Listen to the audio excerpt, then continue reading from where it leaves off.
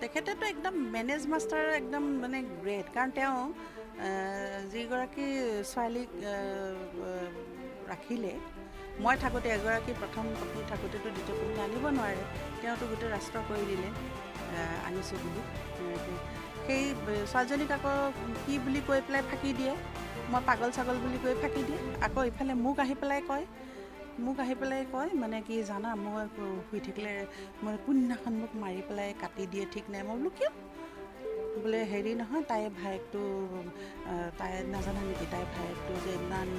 গুণ্ডা তাই নিজৰ মাককে কাটি পেলাই মাককে ভতিজাকে কাটি পেলাই জেলত গৈছে মৰি গ'ল মাক মৰি গ'ল তেনেকৈ মোকো হেৰি কৰিব মই আৰু ভাবোঁ হয় নেকি কিন্তু পিছতহে গম পাইছোঁ মানে কথাটো হয় ভায়েকে নিজৰ মাকক কাটিছে মানে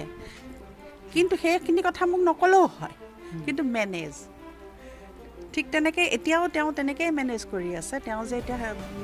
সাহিত্য সভাৰ সভাপতি হ'ল হৈ পেলাই সেইখনটো গোটেই শেষ কৰি থৈ আহিছেই বেপেৰুৱা কৰি থৈ আহিছেই তাৰপিছত আকৌ এতিয়া আহিছে অসমৰ ৰাইজৰ প্ৰতিনিধি হ'বলৈ তেওঁ এইখিনিওতো গোটেই মেনেজ কৰিহে আহিছে অগপৰ পৰা একেলগে তেনেকুৱা ধৰণৰ কোনো ব্যক্তি নাছিল নেকি ব্যক্তিত্ব আছিল এইটো মই ক'ব লগা কথা নহয়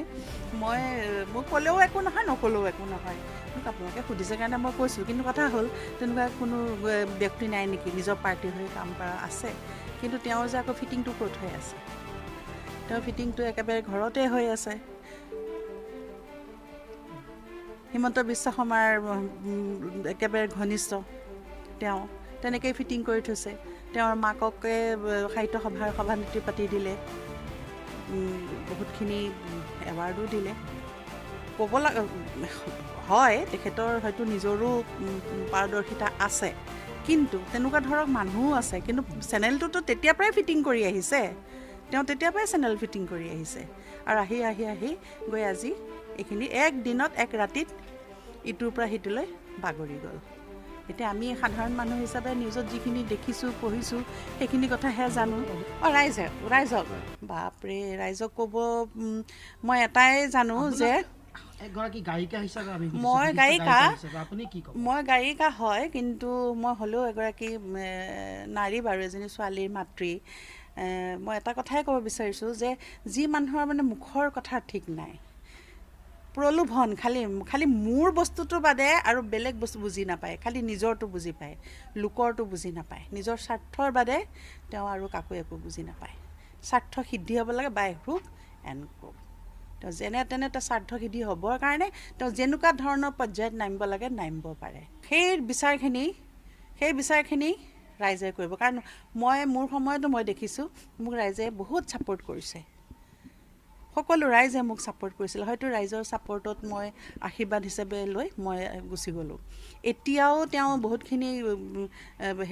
কোৰ্টত হেৰিয়ে কৰা নাই কোৰ্টত চাইন কৰি কৰাৰ পিছতো এতিয়াও তেওঁ দৌৰাই আছে মানে কম্প্ৰমাইজ হৈছে